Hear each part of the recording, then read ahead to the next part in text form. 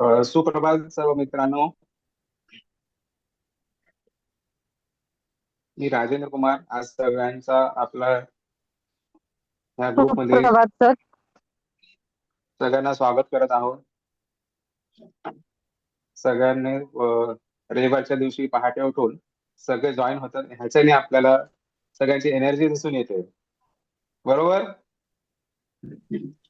Good morning sir. सुप्रभात. सुप्रभात. सुप्रभात. सुप्रभात सर. मी अशी विनंती करतो सगळ्यांना. मी राजेंद्र कुमार. मी माझी थोडीशी ओळख देतो. मी राजेंद्र कुमार. मी एज्युकेशनल कन्सल्टंट आहे मुंबईमध्ये. सुप्रभात. आणि Okay, sir. मला अपॉर्च्युनिटी भेटली आहे आपल्या सगळ्यांसोबत आज बोलायला. पण सरांचा खूप खूप आभार मानतो मी. आणि आज सरांमुळे जी एनर्जी आपल्या सगळ्यांना भेटणार आहे ते अप्रतिम असणार आहे. आणि त्या दिवशी सरांनी जे मार्गदर्शन केलं, असं मार्गदर्शन माझ्या लाईफ मध्ये अजून कोणीही केलेलं नाही. त्यामुळे सरांचा मी खूप खूप मनापासून आभार मानतो. हा, चालेल सर. तर सगळ्यांना विनंती अशी आहे की आधी आपण सगळ्यांनी मंत्र साधना करूया आणि मग टप्प्याटप्प्याने पुढे जाऊया. येस.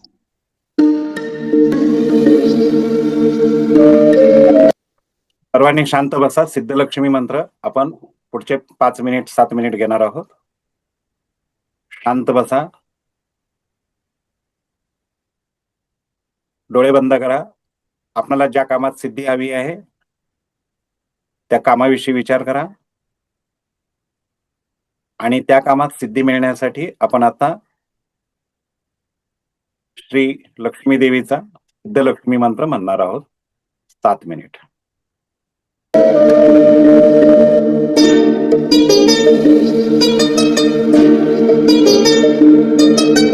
ओम श्री हरि क्लीं श्री सिद्धलक्ष्म्यै नमः. ओम श्री हरि क्लीं श्री सिद्धलक्ष्म्यै नमः. ओम श्री हरि क्लीं श्री सिद्धलक्ष्म्यै नमः. ओम श्री हरि क्लीं श्री सिद्धलक्ष्म्यै नमः. ओम श्री हरि क्लीं श्री सिद्धलक्ष्म्यै नमः.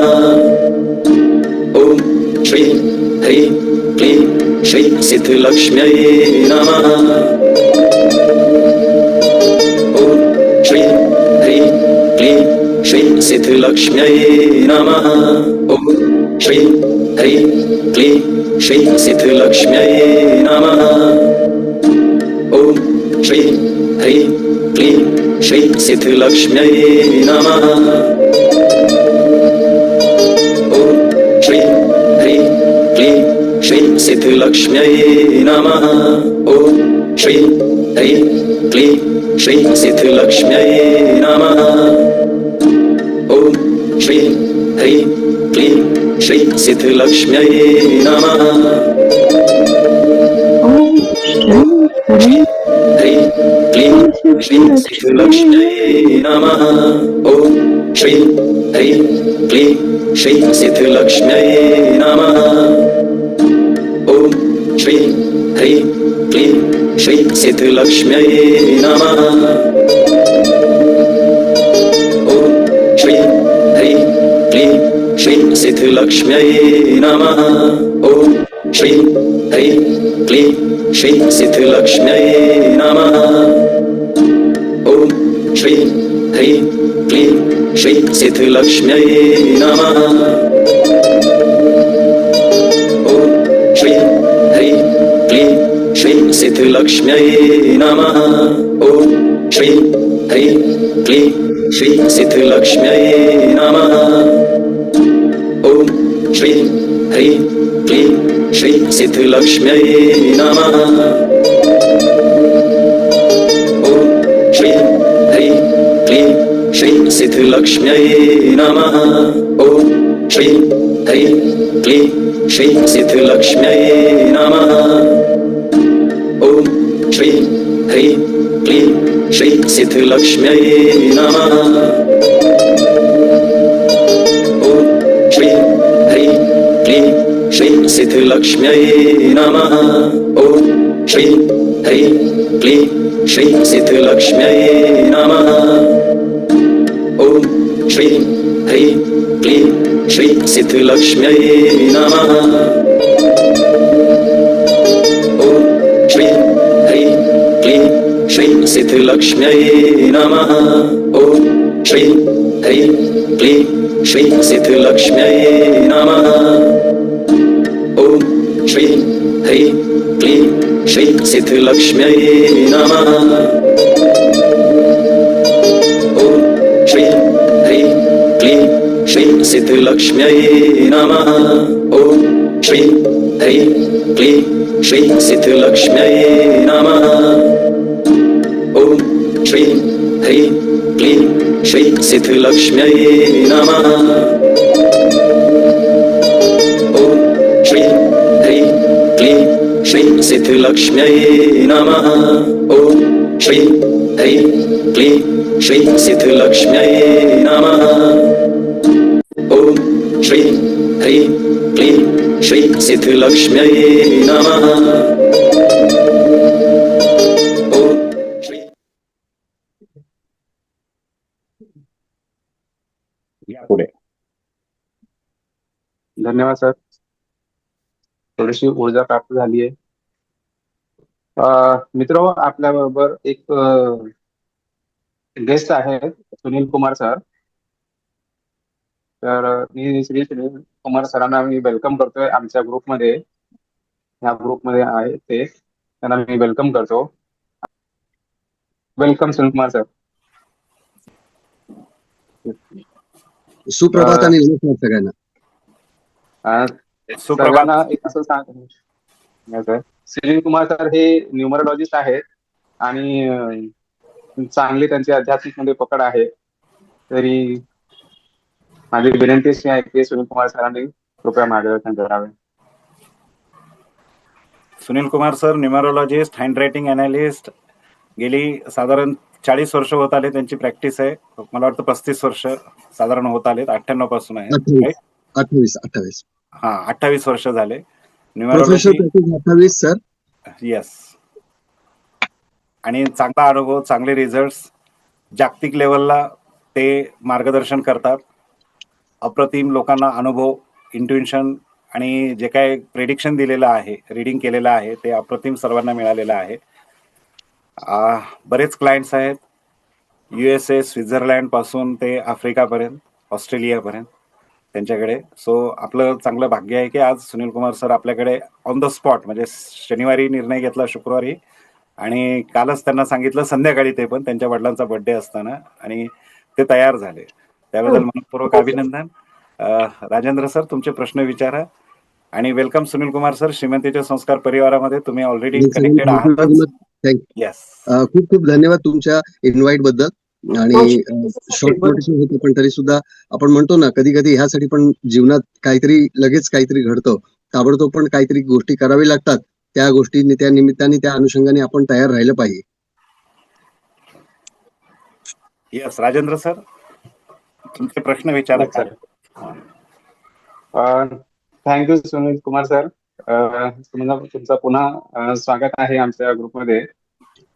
आजच्या यशाच्या आधी तुमची परिस्थिती कशी होती आणि त्या ह्याच्यातून तुम्ही इथपर्यंत आलात, एवढं सक्सेस अचीव्ह केलात, त्याबद्दल थोडीशी माहिती द्यावी. साधारण त्यावेळेस काय कठीण काय होता आणि त्यातून तुम्ही टप्प्याटप्प्याने कसं पुढे आलात, त्याबद्दल थोडंसं मार्गदर्शन करावं. जरूर. खूप आनंद झाला तुमच्याशी भेटून सगळ्यांना. आणि थोडस मागे वळून पाहिलं आपण पास्ट मध्ये, तर भूतकाळात काही गोष्टी आपल्याला, काही चांगले असतात, काही वाईट असतात, काही चॅलेंजिंग गोष्टी असतात. तर ह्या आपण त्याचा आढावा घेतल्याशिवाय पुढे जाता येत नाही. त्यामुळे आपण थोडासा आढावा घेणं बरोबर आहे. मी वेगवेगळ्या जॉब्समध्ये कार्यरत होतो, वेगळ्या फील्डमध्ये मी कार्य करत होतो. पण 8 वर्ष ऍज अ लायझिंग एजंट होतो. त्याच्यानंतर मी मेडिकल फील्डकडे वळलो. त्याच्यानंतर मी पत्रकारितामध्ये वळलो. त्याच्यानंतर मी सर्क्युलेशन डिपार्टमेंटमध्ये होतो इंडियन एक्सप्रेसच्या. त्याच्यानंतर काही काळ मी इव्हेंट मॅनेजमेंट करत होतो. अशा सगळे वेगवेगळ्या गोष्टी करत होतो. ते बेसिकली काय झालं की हा माझा प्रोफाईल जो आहे, प्रोफेशनल प्रोफाईल, तो थोडा खोळंबला होता. कारण सडनली असं झालं की आपल्याकडे करायला काही, म्हणजे आता काय करावं, कुठेही आपण इंटरव्ह्यू साठी जातो तर त्यावेळेला आपल्याला असं वाटतं की अरे ह्या माणसाला कुठे प्लेस करू. आता कसं खूप प्रोफेशनल वर्ल्ड झालेलं आहे, एका पर्टिक्युलर प्रोफेशन मध्येच माणूस तयार होतो. तसं माझं नाही झालं, कारण मला वाटलं कायमस्वरूपी माझं लायझनिंग चालू राहणार आणि मी आनंदी राहणार. असं आपण सुरुवातीला आपण जे विचार करतो की आपल्या बेसिकली सगळं प्रगती चांगली होत जाणार असं विचार करून आपण केलेला असतो. त्या हिशोबाने काही काळ माझं खूप संघर्षमय गेला. 95च्या नंतर माझे संघर्ष सुरू झाले. वेगवेगळ्या टप्प्यांमध्ये मी वेगवेगळ्या नोकरी शोधत होतो आणि व्यवसाय कुठला करावा समजत नव्हतं. त्यावेळेला मला आठवलं की 1992 पासून माझा छंद होता हँडरायटिंग स्टडी करणं. आपले सही आणि सिग्नेचर हे स्टडी करून लोकांना काही तरी सांगायचो, पण त्याचा कधीच आम्ही प्रोफेशनली विचार नाही केला होता. 1998 मध्ये अशी परिस्थिती आली की आता काय करावं म्हणून. मग त्या परिस्थितीतून ह्या छंदला मी प्रोफेशन बनवला आणि जे मी 6 वर्ष 1992 पासून जे प्रॅक्टिस करत होतो तो छंद शेवटी प्रोफेशन झाला. त्या प्रोफेशन मधून मी करत गेलो. सुरुवात करत असताना सगळ्यांनी म्हटलं हे हँडरायटिंग सिग्नेचरचे क्या होगा, ह्याच्याने काय होणार, ह्याच्याने काय तुझं निर्वाह होणार आहे का. तर अशी स्थिती होती. डाऊट्स घेणारे होते, अगदी घरचे लोक सुद्धा डाऊट घ्यायचे की हे काय सुरू केलं, तू नोकरी कर काहीतरी. मी नोकरी न करता हा व्यवसाय सुरू केला 98 पासून आणि आज आता 2025 मध्ये आपण बसलोय. माझ्याकडे चांगला दांडगा अनुभव आहे या क्षेत्रातला. त्याच मध्ये मी 2012 मध्ये मी वास्तू कन्सल्टंट झालो, वास्तू विशारद झालो. त्याच्यानंतर NLP आणि FT बऱ्याच गोष्टी शिकून घेतल्या, आत्मसात केल्या. ह्या सगळ्या गोष्टी मला उपयोगी पडल्यानंतर लोकांना मदत करण्यासाठी. तर संघर्षमय जीवन होता. अशी स्थिती पण होती पूर्वी की एका स्टेजला आपण ब्रेकडाऊन म्हणतो ना, पॅनिक, की आपले उद्या काही होणार की नाही, आपलं पोटा पाण्याचं काही होणार की नाही, अशी स्थिती जेव्हा निर्माण होते तेव्हा खूप पॅनिक रिडन असतो माणूस, खूप डिप्रेस्ड असतो. त्या डिप्रेशन तो सांगू शकत नाही, दुसऱ्यांना पोचवू शकत नाही. अशा वेळेला कोणीतरी मदत दिली तर चांगली होते. मग हे दार लाव रे. सुंदर, छान छान सर. माझं एक सांगतो सर, मी 2004 मध्ये आमच्या इथे असं कोणीतरी सांगितलं होतं की एक ग्राफोलॉजिस्ट बघा त्याचं काय आहे. मी गेलो होतो, त्यांनी मला थोडीफार माहिती दिली होती की सिग्नेचर तुमचं असं पाहिजे, कट व्हायला नाही पाहिजे, ते नाही पाहिजे. त्याबद्दल थोडस त्याबद्दल मला माहिती आहे.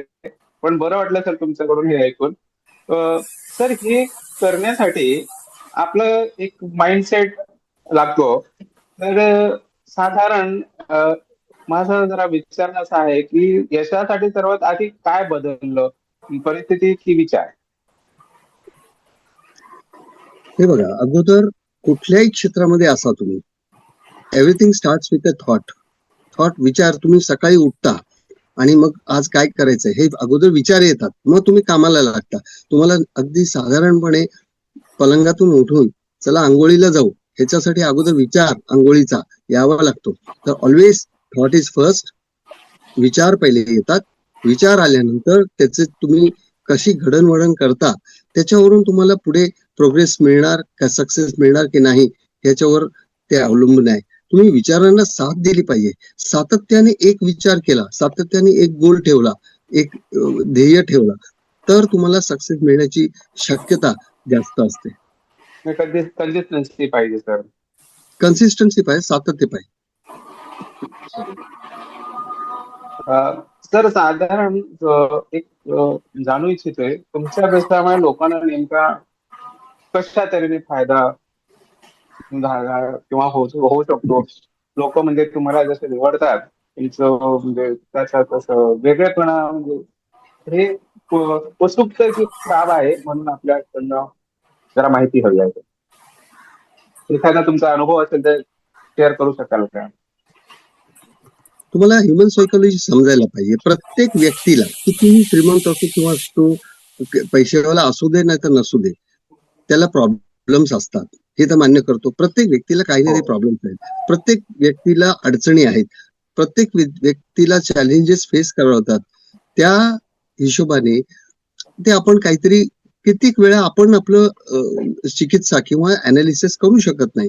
त्या स्थितीमध्ये आपण कुणाची तरी मदत घ्यायला पाहिजे, आपण कुणाला तरी कन्सल्ट केलं पाहिजे, कुणाचं तरी ऍडवाइस घेतलं पाहिजे की काय आपण काय करतो. साधारण आपण मित्रांना विचारतो, आई बाबा असतात, पण आपण कुणाला तरी विचारतो की तुला सांग तुला काय वाटते. तर त्या अनुषंगाने अनेक वेळा काय होतो की करेक्ट गायडन्स मिळतोय की नाही हे माहित नाही. माझं ओपिनियन आहे, प्रत्येक वेळी काय असतं ओपिनियन असतो. ओपिनियन वेगळा असतो, रिडिंग्स वेगळे असतात. Understand the difference.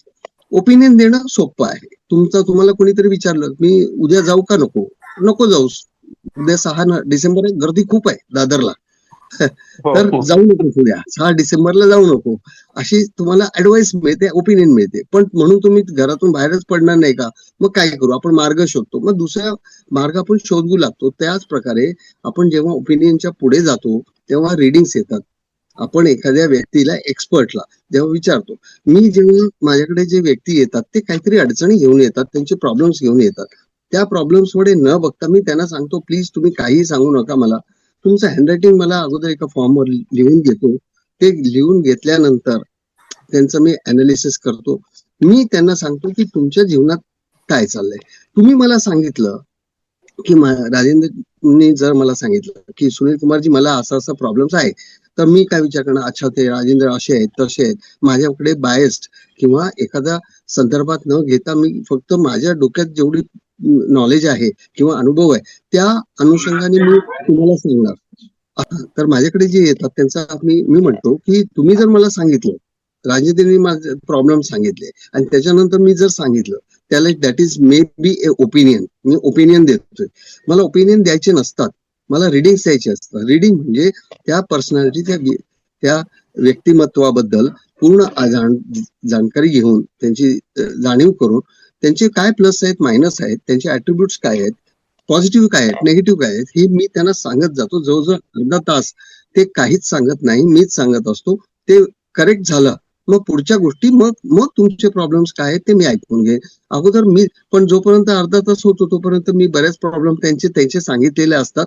त्यामुळे ते माझ्याकडे विश्वासाने परत येतात. 28 वर्ष झाली. दिस इज द मोडस ऑपरंडी. असंच मी कार्यरत आहे. पण ही पण एक छान अनालिसिस आहे सर. हे खूप म्हणजे एक डिवाइन पॉवर आहे असं मला वाटतं. कारण एखाद्या हँडरायटिंग वरून सगळं सांगता येतं. It's really appreciable sir. पैशांबद्दल तुमचा दृष्टिकोन कसा बदलला, किंवा तुमच्यासाठी म्हणजे श्रीमंती म्हणजे काय? आजच्या काळात सगळी लोक पैशाच्या मागे धावतायत. पैसा पैसा पैसा. त्याबद्दल सर तुमचा दृष्टिकोन कसा आहे, काय सांगा त्याबद्दल? जीवनात श्रीमंती पाहिजे, प्रत्येक गोष्टीत श्रीमंती पाहिजे, आणि या गोष्टीसाठी आपण सतत प्रयत्नशील असलं पाहिजे. श्रीमंती पैशाने असतोच, डेफिनेटली पैसा पाहिजे. पैसा असल्यावर तुम्हाला मान सन्मान, सगळीकडे आदर आणि तुम्हाला रिस्पेक्ट. तुम्ही काही करा, त्याच्यात काही गोष्टी तुम्हाला माफ असतात पैसे असल्यावर. तर ह्या गोष्टी तर डेफिनेटली पैशांनी श्रीमंती होते. पण देवाने काहीतरी करायला पाठवलं, एक पर्पज ऑफ लाईफ असायला पाहिजे. जीवनामध्ये तुम्हाला काहीतरी उद्देशाने जीवाने इथे पाठवलेलं या पृथ्वी तलावर. तर तुमचे काही गुण आहेत, काही तुमचे ऍट्रिब्यूट्स आहेत, काही तुमचे टॅलेंट्स आहेत, स्किल्स आहेत. ह्या टॅलेंट्स आणि स्किल्सचा भरपूर वापर तुम्ही हे जेवढं काही जीवनकाल आहे त्या जीवनकालामध्ये तुम्ही जर केला तर त्याला म्हणतात श्रीमंती. तुमच्या स्किल्स, तुमच्या टॅलेंट्सची, तुमच्या चांगुलपणाचा तुम्ही किती उपयोग केला ह्याच्यावर श्रीमंती ठरते. श्रीमंती परत खूप रिलेटिव्ह टर्म आहे. काहींना श्रीमंत वाटतं समुद्राकडे बसून सुद्धा, एक समुद्र तटावर म्हणजे बीचवर बसून सुद्धा त्यांना श्रीमंती वाटते की वाह, माझ्यासमोर अथांग समुद्र आहे आणि मी किती भाग्यवान आहे की हे मी अनुभव करू शकतो. तिथे सुद्धा श्रीमंतीचा भाग येतो. बँकमध्ये किती पैसे आहेत तर डेफिनेटली असायला पाहिजे, त्याशिवाय तुमचं जीवन कसं चालणार. तर श्रीमंती आपल्या समाधानावर आहे. आपले रिलेशनशिप आपण किती चांगल्या प्रकारे, आपले अनुभव किती चांगले आहेत, आपले रिलेशनशिप संबंध किती चांगले ठेवले, मित्रमंडळी कमावले की नाही, आपण कमवले की नाही, का फक्त पैसा कमवला. मित्र कमवले पाहिजेत, संबंधच कमवले पाहिजेत, संबंध सुंदर केले पाहिजेत, त्या सुंदरतेचा भोग घेतला पाहिजे. सगळ्या गोष्टींचा हे जे सुंदर आयुष्य मिळालेलं आहे त्याला जर आपण श्रीमंत केलं, चांगल्या प्रकारे राहून आणि चांगल्या प्रकारे अनुभव घेऊन, तर मला वाटतं श्रीमंती होईल. तसं श्रीमंतीचे संस्कार हा जो कार्यक्रम आहे, ऋषभनाथ कोंडेकर हे खूप चांगल्या प्रकारे चालवतात, ते त्यात समजवत असतात. मी माझ्या प्रकारे मला काय डेफिनेशन आहे ते मी सांगितलं. छान छान सुंदर माहिती दिली सर, त्याबद्दल आभारी आहोत. आज जर सर कोणाला तुमच्या सेवांची गरज असेल तर त्यांनी आपल्याशी संपर्क कसे साधावे किंवा कोणत्या प्रकारच्या लोकांसाठी तुमचा व्यवसाय सर्वात उपयुक्त ठरू शकतो. तर मी शिक्षण क्षेत्रात आहे आणि साधारण मी एज्युकेशनल कन्सल्टंट आहे. तर माझे इतर मित्र आहेत ह्या ग्रुपमध्ये, तर सगळ्यांना जरा थोडंसं संबोधित करावे अशी विनंती आहे. खूप छान प्रश्न विचारला राजेंद्रजी, थँक्यू व्हेरी मच. सर्वप्रथम तुम्ही शिक्षक आहात तर तुम्हाला हे माहिती असेल की करिअर निवडणं किती कठीण आहे. मला माझं करिअर निवडता आलं नाही. मी I am here by accident. मी काय प्लॅन केलं नव्हता की मी ग्राफॉलॉजिस्ट बनणार म्हणून, पण ते झालेलं आहे. पण माझ्या लक्षात आलं की माझ्या वेळेमध्ये कुणीही करिअरसाठी गायडन्स देणारं नव्हतं, कोणीच देऊ शकत म्हणजे देणारे नव्हते. जे कोणी माझे भाऊ होते, मोठे भाऊ होते किंवा जे काय मिळतील त्यांना मी विचारायचो मी काय करू. पण खऱ्या अर्थाने आपण आपले काय प्लस आहेत. जसं मला मॅथमॅटिक्स येत नाही आणि मी सायन्स घेऊन बसलो, मी अडकलो त्यात, मी नापास झालो, त्याच्यानंतर मी परत स्ट्रीम बदलला. तर आपल्या करिअर हा जो आहे तो सर्वात मोठा आहे. इव्हन तुम्ही किती वय असू दे तुमचं, त्या वयामध्ये करिअर हा मी बरोबर निवडलाय की नाही. जर करिअर व्यवस्थित निवडला असेल, तुम्ही जे करताय रोज ते तुम्ही एन्जॉय करताय, तुम्हाला आनंद मिळतोय काम करण्यात, तर तुम्ही करेक्ट करिअर मध्ये आहात. तर हा करिअर गायडन्स आहे. त्याच्यानंतर वैयक्तिक जे मी सांगितलं, पर्सनल अनालिसिस करून मी त्यांना त्यांच्या प्रॉब्लेम्स मधून बाहेर काढणं. खूप पर्सनल प्रॉब्लेम्स काही असतात, त्या गोष्टी पण असतात. कंपनीमध्ये सुद्धा नोकरीवर घेताना, आपण जेव्हा नोकरीवर घेतात तेव्हा सुद्धा कॉर्पोरेट लोक माझ्याकडे शेवटचे short listed in the third round of interview आपण म्हणतो, त्यावेळेला आपल्याकडे माझ्याकडे ते हँडरायटिंग पाठवतात. जर कुणाला माझ्याशी संपर्क करायचा असेल तर माझा नंबर आहे 99-677-88-677 या नंबरवर संपर्क करू शकता. मी परत सांगतो 99-677-88-677 या नंबरवर तुम्ही संपर्क करून अपॉइंटमेंट घेतल्याशिवाय होत नाही. अपॉइंटमेंट यासाठी की वॉक इन नाहीये, दुकान नाहीये की जाऊ काउंटरवर काहीतरी घेऊ आणि आपण चालायला लागू, असं नाहीये. तुमच्या जीवनाबद्दल आम्ही डिस्कस करणार आहोत. चांगला 1.5 तास लागतो एका व्यक्तीला, किंवा किमान 1.5 तास लागतो. तर त्या हिशोबाने तयारी करायला लावतो आणि मीही तयारी करतो त्या व्यक्तीसाठी. पण हँडरायटिंग तर ज्या वेळेला ते येतात तेव्हाच घेतलं जातं. तर ह्या प्रकारे अनेक सेलिब्रिटींचं मी केलेलं आहे. मनीषा कोइराला जर तुम्हाला माहिती असेल, ऍक्ट्रेस मनीषा कोइराला, एका अग्निसाक्षी एक मूवी आलेली होती. त्या अग्निसाक्षीच्या मूवीच्या नंतर मी भेटू शकलेलो तेव्हा मी त्या सांगितलेलं की you are headed for a terminal disease, be careful about your health. आणि पुढे जाऊन तुम्हाला माहिती आहे त्यांचं करिअर संपुष्टात आलं. तर त्या प्रकारे काही हँडरायटिंग बघितल्यानंतर मी फक्त 15 मिनिटं भेटलेलो, पण त्यांच्या सही आणि त्यांच्या हँडरायटिंग वरून हे मी सांगू शकलो. तर असं सगळं प्रवास असतो. तर म्हणजे एक असं आहे की संघर्ष करणाऱ्याला एक सल्ला किंवा एक यशासाठी एक आवश्यक गुण काय असले पाहिजे, त्या संदर्भात थोडीशी माहिती द्यावी. पहिली गोष्ट म्हणजे दिशा. तुम्हाला दिशा आहे की नाही जीवनामध्ये, तुम्ही कुठल्या दिशेला जाता, तुम्हाला कुठल्या दिशेला जाताय हेच माहित नाही. तुम्ही कुठल्या दिशेला प्रयत्न केले पाहिजे, हे प्रयत्न करायला मेहनत खूप करतोय, पण कुठल्या दिशेला करतोय, कुठल्या उद्देशाने करतोय हे महत्वाचं आहे. तुम्ही एखादी गोष्ट प्रयत्न करताय, मेहनत करताय, ते बरोबर दिशा असेल तर तुम्हाला फलित होणार ते, आणि तुमच्यासाठी योग्य असेल तर छान फलित होणार. आणि मग ऑफकोर्स तुमचं नशीब असतो, भाग्य असतो, तुमचे पूर्वकर्म असतात, ह्या सगळ्या गोष्टी असतात. पण ह्यामध्ये एक गुण असा आहे की दिशा व्यवस्थित पाहिजे. छान माहिती दिली. श्रीमंतीचे संस्कार सोबत आपण कसे जोडले आहात व आपणास काय अनुभव आहे ह्याबद्दल थोडीशी माहिती द्यावी.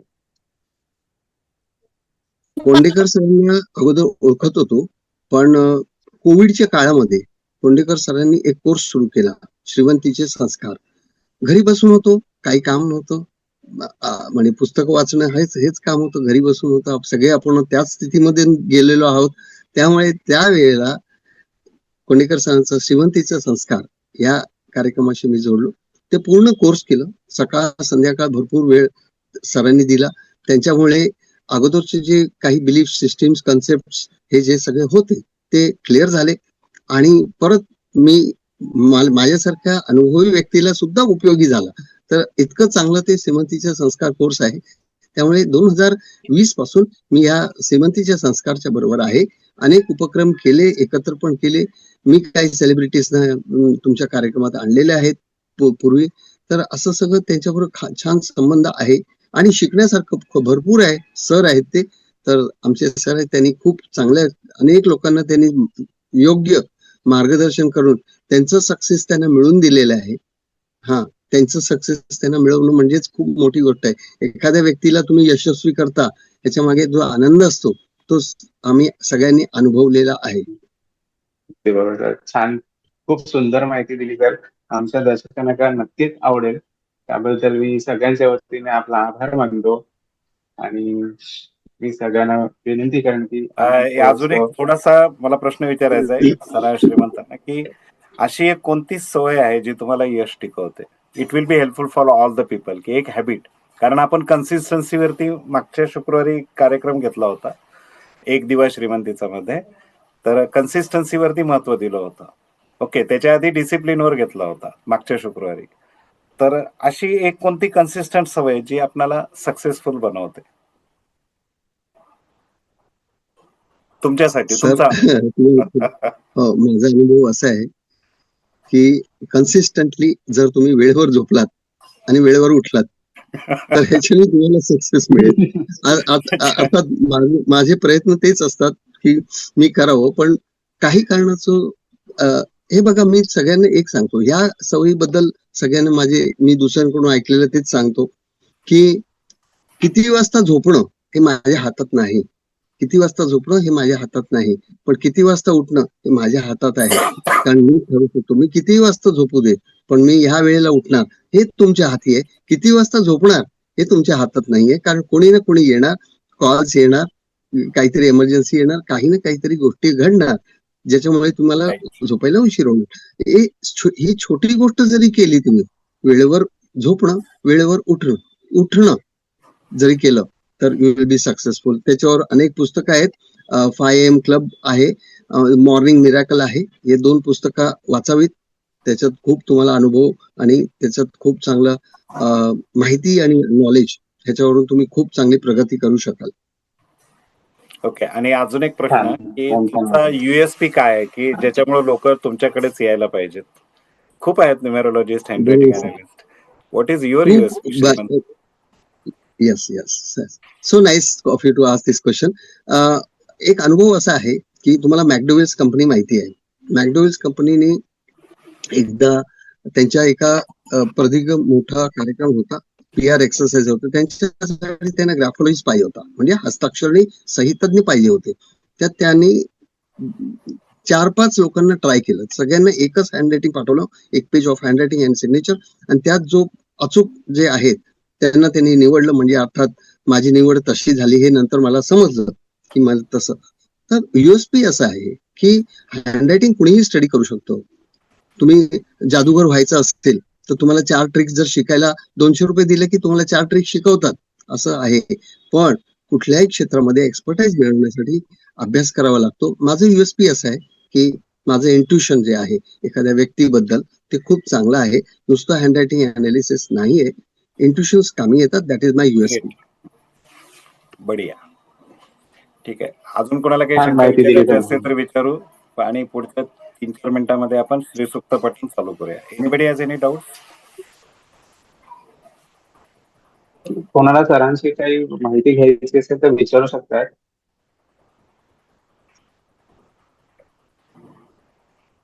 मला वाटत नाही कोणाला काही प्रश्न वाटेल. सरांनी एवढी छान माहिती दिली आहे. प्रश्न असायला पाहिजे. जे प्रश्न त्यांच्या मनात असेल तर त्यांनी विचारावं, मनात ठेवू नये. सर मला विचारायचं होतं पण आज ती वेळ नाहीये. नाही, विचारा ना, काही प्रॉब्लेम नाही. जनरल असेल तर विचारा, वैयक्तिक विचारू नका. जनरल तुम्हाला तुमच्या माहितीचं त्याला जनरल करून टाका, पर्सनलला जनरल करा. नाही म्हणजे मला असं विचारायचं होतं की करिअर मध्ये कुठे स्टेबल होत नाहीये. हा तुमचा पर्सनल प्रॉब्लेम आहे. Okay sir.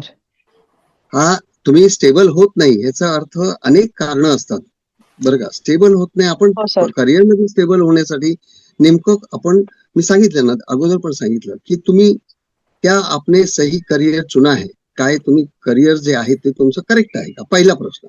मग तुम्ही प्रयत्न कुठल्या दिशेला करताय ते प्रयत्न जर बरोबर असतील, दिशा बरोबर असेल, मग नेमकं कुठे चुकतंय हे अनालिसिस करून माहिती पडेल ना. असं नाही का सांगता येणार. तर तुम्हाला मला एकदा भेटावं लागेल. नक्कीच भेटा. बाय चालेल तर अपॉइंटमेंट. तुम्ही. हो चालेल सर. मी मुंबईला चार्जेस काय आहे तुमचे बाय अपॉइंटमेंट? चार्जेस हे मी फोनवर सांगणार. ओपन फोरम मध्ये मी सांगितलं. नाही, ओपन फोरम मध्ये चार्जेस सांगता येणार नाही मॅडम. सरांची अपॉइंटमेंट घ्या आणि सरांशी तुम्ही discussion करू सरांचा शकता. Address पाठवताल sir? ऍड्रेस नाही पाठवला, तुम्हाला नंबर दिलेला आहे. आता मी नंबर दिलेला आहे मॅडम. हो तुम्ही ग्रुपवर टाका नंतर. नंबर रिपीट करतो, ग्रुपवर टाकून देऊ मॅडम. ठीक आहे सर. ठीक आहे sir. Thank you sir. Thank you sir. Okay sir. सरांनी छान आणखी माहिती दिली. any more questions? अजून कोणाला काही माहिती घ्यायची असेल तर विचारू शकता. केस स्टडीज भरपूर आहेत. कोणाला काही अमुक गोष्टींमध्ये असेल तर सांगा. माझ्याकडे भरपूर केस आहे. तुम्हाला काय नेमकं पाहिजे ते तुम्ही विचारा. दिल्या ठेवल्या तिथं घ्या. अजून कोणाला प्रश्न विचारायचे आहेत का? Numerology, handwriting analysis, signature analysis. कोणालाच प्रश्न नाहीत तर मग थोडासा नाही आहे सर प्रश्न. बोला ना. विचारा कुठल्या तरी नंबरच्या बद्दल आपल्याकडे अजून 2 मिनिट आहेत. 10 वाजून 12 मिनिटाला 10-12 मिनिटाला आपण श्रीसुक्त पठण चालू करणार आहोत. माझा एक ग्राफॉलॉजी म्हणजे काय? ग्राफॉलॉजी म्हणजे तुमच्या हँडरायटिंगचं स्टडी करून तुमचं व्यक्तिमत्व सांगणं. हा हँडरायटिंगचा त्यात फ्युचरचा भाग येतो की नाही असं नाही, ते विवादित आहे. पण मी करतो कारण मला हँडरायटिंग बघितल्यावर त्या व्यक्तीचे पॅटर्न्स कळतात. ते कुठल्या पॅटर्न्स मध्ये अडकलेले आहेत, कुठल्या पॅटर्न्स मध्ये जात आहेत आणि हे काय चुकतंय ते समजतं. त्यामुळे ते गाईडलाईन करू शकतो. दुसरी गोष्ट, तुमची सही खूप काही बोलून जाते. तुमची जरी सही चांगली नसेल, व्यवस्थित नसेल, आता आजकाल सगळे डिजिटलाइज वर्ल्ड झालेलं आहे, सही करत नाही तरी सुद्धा सही हे तुमचं प्रोजेक्शन आहे. हँडरायटिंग जे आहे ते तुमचं व्यक्तिमत्व म्हणजे तुमच्या ऍट्रिब्यूट्स आहेत, प्लस मायनस जे काय पॉझिटिव्ह आणि निगेटिव्ह. आणि सही तुम्ही जगाला काय दाखवू इच्छिता ह्याच्याबद्दल माहिती आहे, म्हणजे प्रोजेक्शन काय. फॉर एक्झाम्पल एपीजे अब्दुल कलामची सही जी आहे, जे व्यक्ती आहेत तेच व्यक्ती ते दाखवत आहेत, दुसरं काही वेगळं दाखवत. पण काही व्यक्ती असे असतात ते आहेत काहीतरी वेगळेच, दाखवत आहेत दुसरंच. हा प्रकार जो असतो, तर त्या प्रकारे आपण ह्याच्यात अभ्यास करून अनालिसिस करून करू शकतो. तर एक छोटीशी माहिती झाली ग्राफॉलॉजी बद्दल. आणि त्यात न्यूमरोलॉजी जोडण्यात येतो. त्यात अनेक काही गोष्टी असतात, पैलू असतात, सायकोलॉजिकल पैलू असतात. या सगळ्या गोष्टी अनुसरून आपण एखाद्या व्यक्तीला निर्णय देतो. गुड. धन्यवाद. छान छान छान.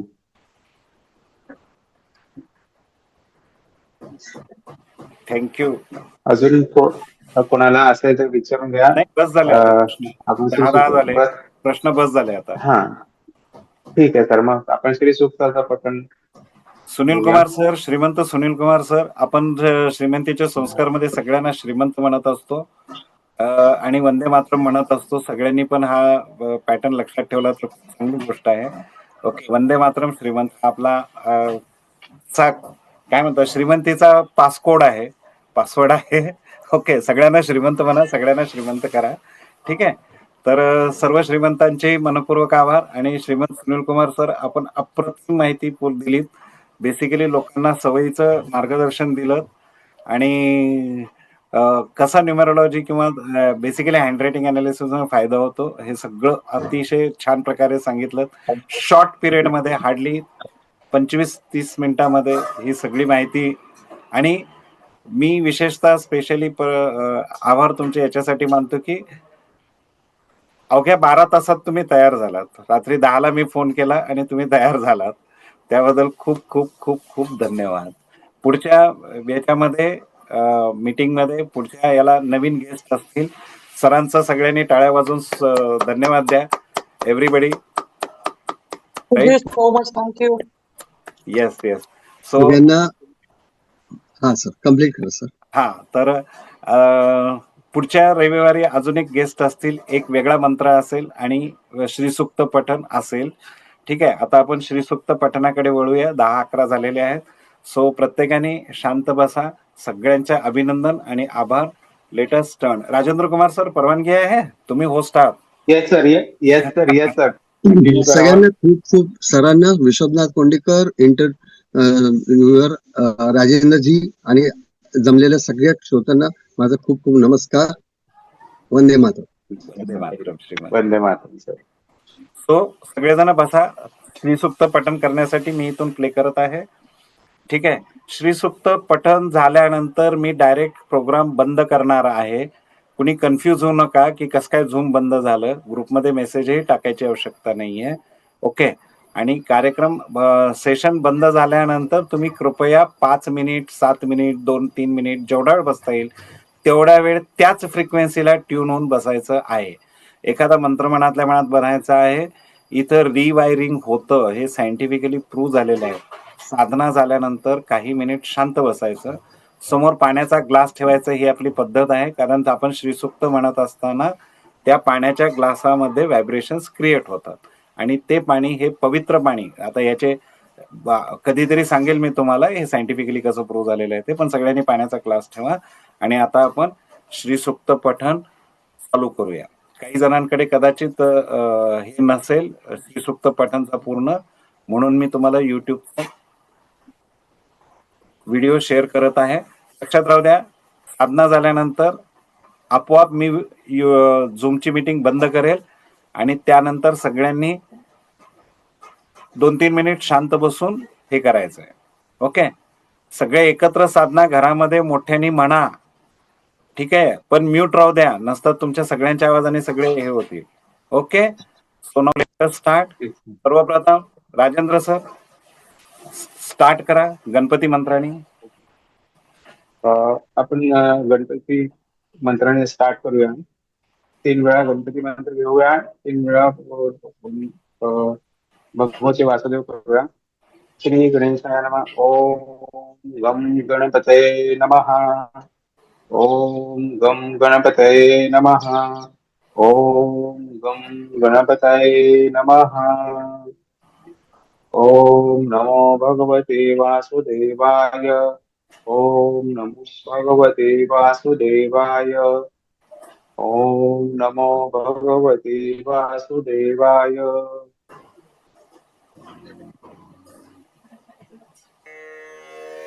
हरि ओम.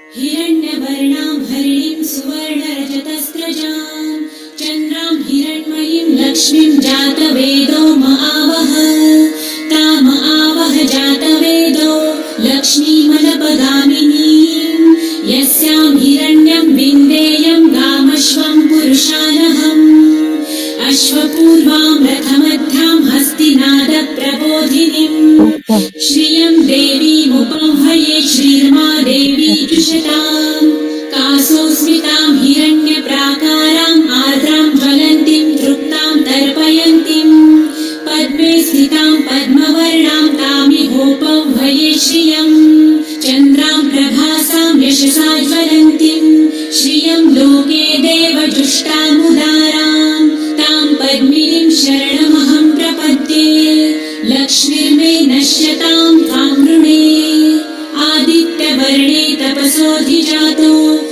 वनस्पतिस्तव वृक्षोऽथ बिल्वः तस्य फलानि तपसानुदन्तु मायान्तरायाश्च बाह्या अलक्ष्मीः उपैतु मां देवसखः कीर्तिश्च मणिना सह प्रादुर्भूतोऽसुराष्ट्रेऽस्मिन् कीर्तिमृद्धिं ददातु मे शुष्पपासामलां ज्येष्ठाम् अलक्ष्मीं नाशयाम्यहम् अभूतिं समृद्धिं च सर्वा निर्णुद मे गृहात् गन्धद्वारां दुराधर्षां नित्यपुष्टां करिषिणीम् ईश्वरीं सर्वभूतानां तामिहोपह्वये श्रियम् मनसः काममाकुतिं वाचः सत्यमशीमहि पशूनां रूपमन्नस्य मयि श्रेयतां यशः कर्दमे प्रजाभूता मयि सम्भव कर्दम श्रियं वासय मे कुले मातरं पद्ममालिनीम् आपसृजन्तु सिद्धानि चित्रितवस मे गृहे निज देवीं मातरं श्रियं वासय मे कुले आद्रां पुष्करिणीं पुष्टिपिङ्गलां पद्ममालिनीं चन्द्रां हिरण्मयीं लक्ष्मीं जातवेदो म आवह आर्द्रां यकरिणीं यष्टिं सुवर्णां हेममालिनीं सूर्यां हिरण्मयीं लक्ष्मी जातवेदो म आवह ताम आवह जातवेदो लक्ष्मीमनपगामिनीं यस्यां हिरण्यं प्रभुतं गावो दासोऽश्वान् विन्देयं पुरुषानहम् यशुचिः प्रयतो भूत्वा जुहुयादाजमन्वहम् सूक्तं पञ्चदशर्च च श्रीकामः सततं जपेत् पद्मानने पद्म उरु पद्माक्षी पद्मसम्भवे तन्मे भजसि पद्मक्षी येन सौख्यं लभाम्यहम्